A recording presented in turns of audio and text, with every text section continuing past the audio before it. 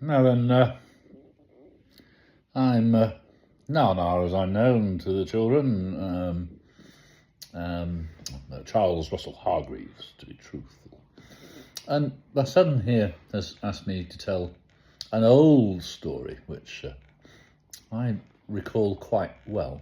Now, in today's day, mothers or fathers are not allowed to smack their children if they've done anything naughty. And of course, when I was a small child, I occasionally did something naughty that my parents knew about, but not very often. I have to say I was quite good.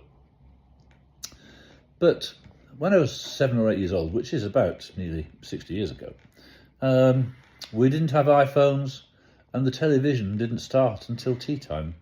It was something called the test card that came on, which was rather boring to watch if you ever saw one. So what we did, we went out and we played out in the woods, playing hide and seek, cowboys and Indians and all those things that we did. But we also played football, or soccer as I should call it, being a rugby player. And we had a field that we could play on and a couple of goals that we could play on. And we played out in all weathers. Not like puff little soft children we get these days who sit on the sofa with their iPhones playing along. No, we went out. And anyway, brotherly love comes into it as well. So one particular day, me and my little brother, little Tim, went to play football on the playing field with a whole load of friends. It was in the winter and it was a very cold day, and the pitch was very, very wet and muddy. So we had a good time though, kicking the football around, playing backwards and forwards. And we came home and we lived in a little cottage, and we were only allowed, if we had mud with us, to come through the back door into the wash kitchen. And the wash kitchen had a flag cold floor. But that's all right.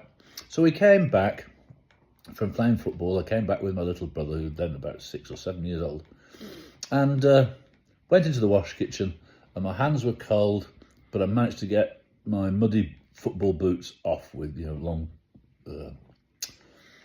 strings and things. And came into the house, washed myself down, had a nice warm shower, and I was sat quietly.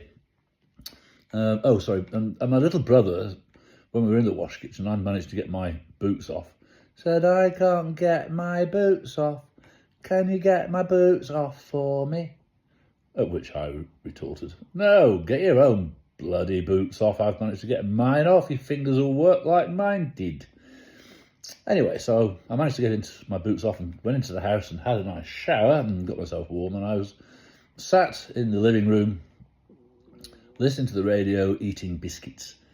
We all had nice biscuits, and listened to the radio. And my parents came home. They'd been out shopping.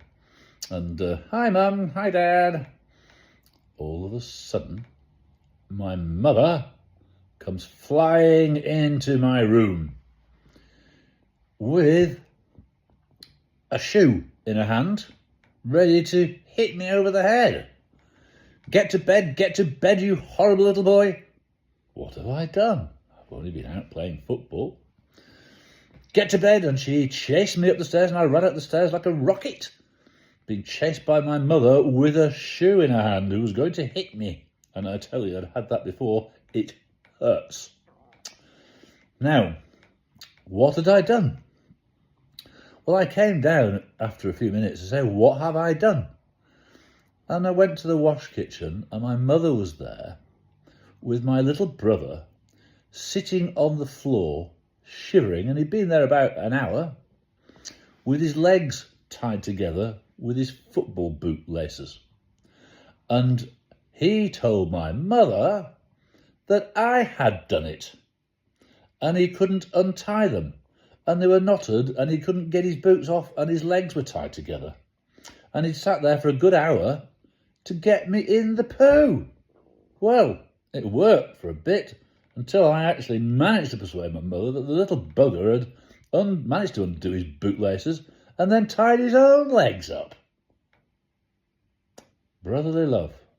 Stories from a long time ago of me with my little naughty brother, and the fact that in those days children got smacked. But because you could get smacked, you behave. Bye bye. Next story some other time.